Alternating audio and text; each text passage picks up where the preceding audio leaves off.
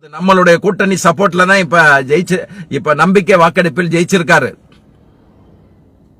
திமுக தலைவர் நினைச்சிருந்தாருன்னா இன்னைக்கு விஜயுடைய ஆதவ அர்ச்சனா பல பெட்டியை கொண்டு போய் கொடுத்து சி.வி. சண்முகத்தையும் எஸ்.வி. வேலுமணியும் வளைக்க முடியுதுன்னா திமுக தலைவரால வளைக்க முடியாதா? இவங்களால மொத்த பேர்த்த வேற வளைக்க முடியாதா? நம்ம கூட்டணியில இருந்தாங்க அவ்வளவு கம்யூனிஸ்ட் இல்ல சேர்த்து இந்த ஆட்சியை கவுத்தர முடியாதா? கவுத்தரலாம். என்ன பிரச்சனை இப்பனா இந்த ஆட்சியை கவுக்க கூடாது. நம்ம இந்த ஆட்சியை நடத்தணும். இப்ப அந்த ஆட்சி நம்ம கூட்டணி கட்சி நம்மளோட சேர்ந்து வென்ற கூட்டணி கட்சிகள் தான் சப்போர்ட்டோட தான் இங்க நிக்குது.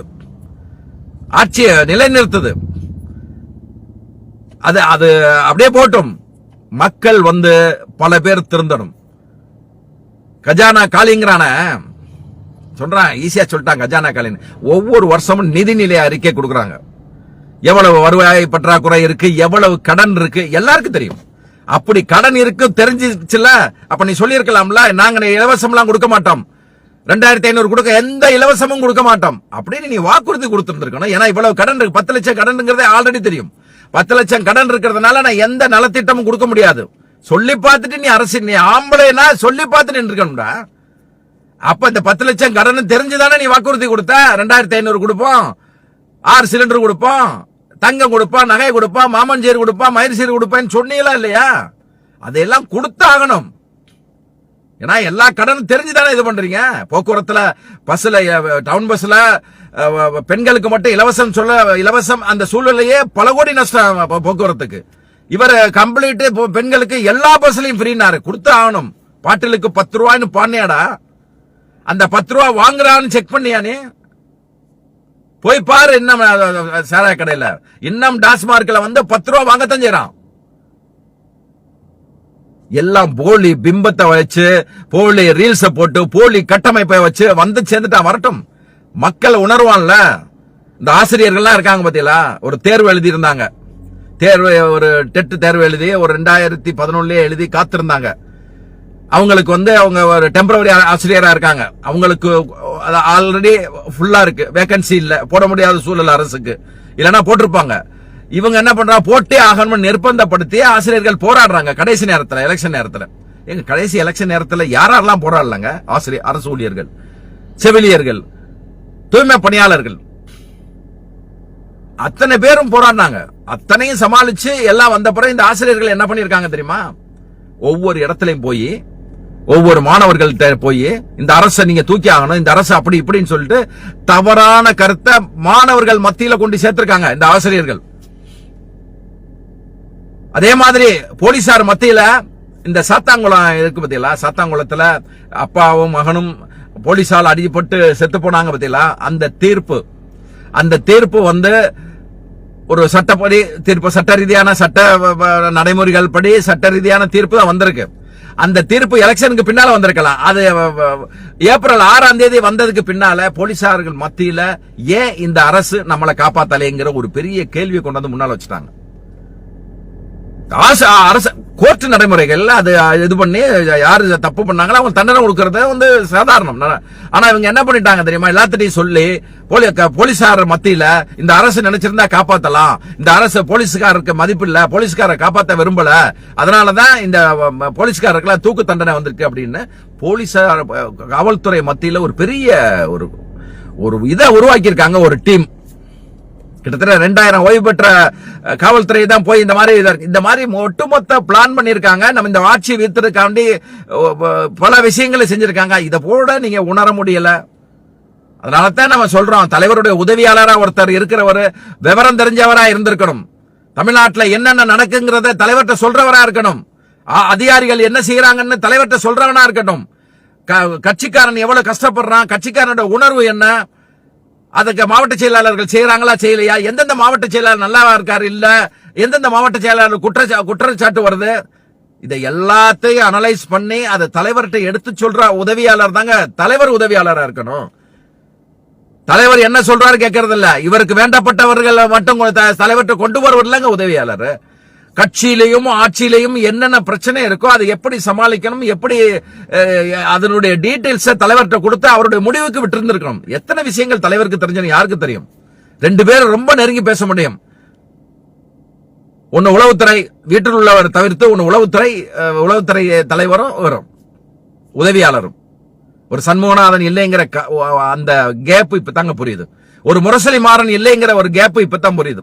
எனிவே வரட்டும். தலைவர் நாளைக்கு மாவட்ட செயலாளர் மீட்டிங் கொடுத்திருக்காரு. தொடர்ந்து நம்ம எழுதிக்கிட்டு தான் இருக்கோம். எல்லாரும் எழுதிக்கிட்டு இருக்கான். நம்ம மட்டும் இல்ல, கட்சிக்காரன் பூரா தன்னுடைய உணர்வை தெரிவிச்சுக்கிட்டு தான் இருக்கான். எல்லாம் மாறணும். தலைவர் தோல்விங்கிறது தாங்க முடியல. சாப்பிடல, தூங்கல. இப்பதான் கொஞ்சம் ரிலேஸா வெளியே வர்றோம். ஒரு வெளியே வர்றதுக்கே மன சங்கடமா இருக்குங்க. இந்த ஒரு தோல்வியை தாங்க முடியும். தலைவர் தோல்வியை வேற என்ன தோல்வியா? மத்த தோல்வி என்னங்க இருக்கு? கட்சிக்கான எங்களுக்கு என்னங்க கிடைச்சது? ஒருத்தர் இல்ல. தொண்டன் வந்து ஆட்சியில இருந்தாலும் ஆட்சியில இல்லாட்டாலும் இந்த இயக்கத்துல கோடிக்கணக்கானவர் இருப்பான். இந்த வந்த அல்ற சில்ற வருவான் போவான். அவனை பத்தி கவலை இல்ல. இயக்க உணர்வுள்ளவன் எவனும் இந்த இயக்கத்தை விட்டு போக மாட்டான். ஏதாவது பதவிக்காண்டி வந்திருப்பான். அந்த எலெக்ஷன் நேரத்தில் ஜெயிக்க போகும்போது வந்திருப்பான். உள்ளாட்சி தேர்தல் அந்த இதுக்காண்டி வந்திருப்பான். இப்ப பல பேர் போவான். ஏன்னா இந்த உள்ளாட்சி தேர்தல் வருது, அடுத்து வந்துரும். அதுல போய் நம்ம சீட்டு வாங்கினா ஜெயிச்சிடலாம் அப்படின்னு வருவான். வாங்க, இந்த தாவேக்கா எத்தனை ஆண்டு காலம் இந்த ஆட்சியை நடத்துறான்னு பார்ப்போம்.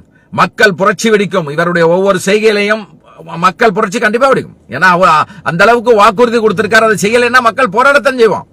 காத்திருப்போம். தலைவருடைய அந்த அடுத்த கட்ட நடவடிக்கைக்கு காத்திருப்போம். கடைசியா நான் என்ன சொல்றேன் தெரியுமா? ஒரு செந்தில் பாலாஜி, ஒரு வேலு, ஒரு நேரு, ஒரு சேகர் பாபு, இவங்களை நம்பி இவங்களை மட்டும் நம்பாதீங்க.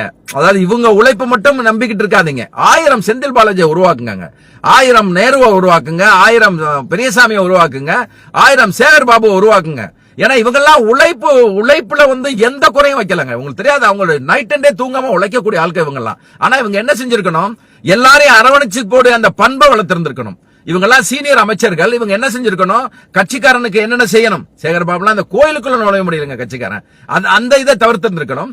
கட்சிக்காரனை பூரா அரவணைக்க தெரிஞ்சிருந்திருக்கணும். இப்படிலாம் செஞ்சிருந்தாங்கன்னா இன்னும் கட்சி நல்லா வளர்ந்துருக்குங்க. இன்னும் கட்சி ஸ்ட்ராங்கா ஜெயிச்சிருப்போமா? இதெல்லாம் செய்யாதனால நம்ம தோத்து போனோம். ஆனா இவங்களுடைய இத்தனை பேர் நம்ம சொன்னோம்ல, இத்தனை பேருடைய உழைப்பை செய்யக்கூடிய ஒரு 1000 செந்தில் பாலாஜியை உருவாக்க, 1000 நேருவையும் 1000 உருவாக்கி பரவலாக கட்சிக்கு உழைக்கணும். இன்னைக்கு கொங்கு மண்டலம்னா செந்தில் பாலாஜிங்கிற மட்டும் இருக்க வேணாம். திருச்சினா நேருன்னு மட்டும் இருக்க வேணாம். திருவண்ணாமலை சைடா வருது இருக்க வேணாம். சென்னைனா சேகர் பாபுங்கிற நிலை இருக்க வேணாம். எத்தனையோ பேர் இருக்காங்க. சென்னை எடுத்துக்கிட்டு சங்கர் இருக்காரு, புலல் நாராயணன் இருக்காரு, எத்தனை பேர் இளைஞர்கள். இது போடுங்க, பருதி இளவலதி மகன் இருக்கான், உருவாகட்டும். பிரசன்னா உருவாகட்டும், பரந்தாமன் உருவாகட்டும். அத்தனை பேரும் உருவாகி அத்தனை பேரும் செய்தாங்க. இவர் வேணா, அவர் வேணா, இவர் வேணா, அவர் வேணா. இன்னைக்கெல்லாம் திருவொற்றியூர்ல சங்கர் நின்னா ஜெயிச்சிருப்பாருங்க. இல்லைன்னா அவர் மாதவரத்தில் நின்னாலும் ஜெயிச்சிருப்பாருங்க. இன்னைக்கு 90,000 வித்தியாசத்துல மாதவரம் சுதர்சன் தோத்து போனாரு. எனக்குலாம் ஆவடி நாசர் தோத்ததெல்லாம் எனக்கு மிகப்பெரிய மன வருத்தம். காரணம் என்ன? அவர்லாம் வந்து எவ்வளவு கட்சிக்கு உழைச்சிருக்காரு, எவ்வளவு நன்மை செய்யக்கூடியவர். ஏன் தோத்தாருன்னு தெரியல. வரட்டும், அனலைஸ் பண்ணுவோம். அடுத்த கட்டத்தில் அனலைஸ் பண்ணுவோம். அந்த போன்ல வந்து எனக்கு நிறைய ஃபாலோவர்ஸ் உள்ள அந்த போன்ல வந்து பிளாக் பண்ணி வச்சிருக்கான். எதுக்கு பிளாக் பண்ணா? ஏன்னா மற்ற தற்கொலை எல்லாம் எவ்வளவு தற்கொலைன்னு சொல்ல அதான் வாயில வருது. தற்கொலை எல்லாம் என்னமோ வீடியோ போட்டா, என்னமோ அசிங்கமா போடுறாங்க, என்னென்னமோ வருதுங்க. அவெல்லாம் ஒரு தடை இல்லைங்க. நம்ம டீசெண்டா போட்டா கூட உடனே தடை பண்ணிடுறான்.